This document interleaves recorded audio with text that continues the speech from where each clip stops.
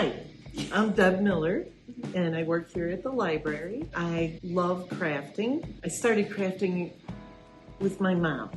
I learned a lot through 4-H. That's where I first started knitting and sewing, and through the years, kind of picked up crocheting and quilting. So quilting is probably my number one hobby. I started that probably close to 15, 20 years ago.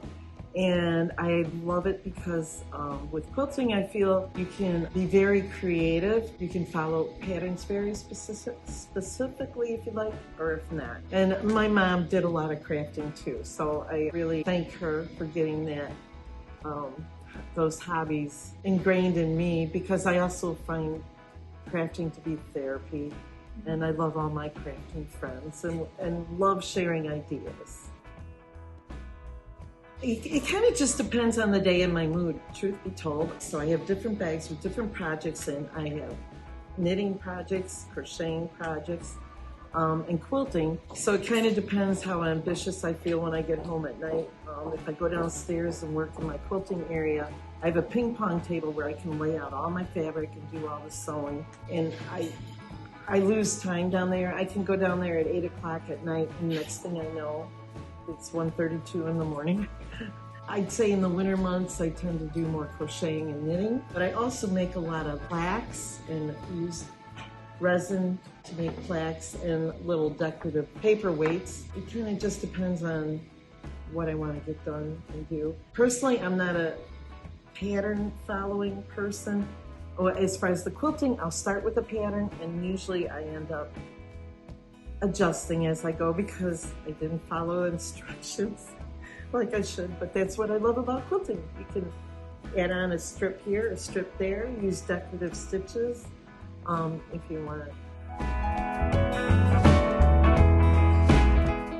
Oh gosh, as a maker, I'm surrounded by very creative people, which I love, and the enthusiasm to make things and learn new things, and working in this atmosphere of education. Things I really, personally, I just love it. I started a quilting group here at the library, and working with the ladies in that group is just so inspiring. So many people are so talented, and also I help out with the yarn crafting program too, and it's like I feel almost addicted because I'm like, every project I see is every project I want to make. But I also find it therapeutical too. It's very calming doing the different projects and working on different things. And mostly everything I make, I give away, and I enjoy giving away. And I enjoy people getting enthused about it when they come to our programs.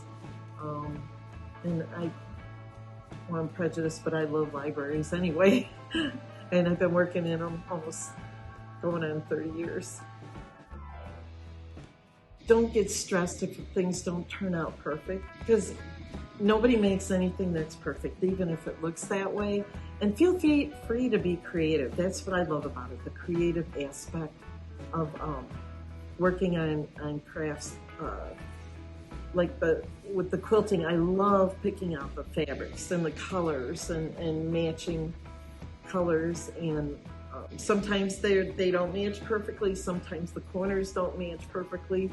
But when you get something homemade or give something homemade to someone, you're the only one who notices the imperfections, not them.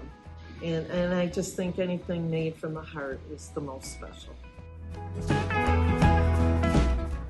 One of my favorites, I make a lot of plaques with resin, and this is one of my favorites here.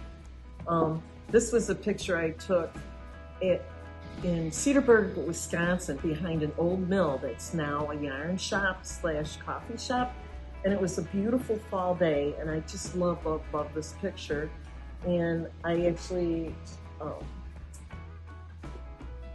shellacked this, I call it shellacking, with Mod Podge, and then poured like the resin on it.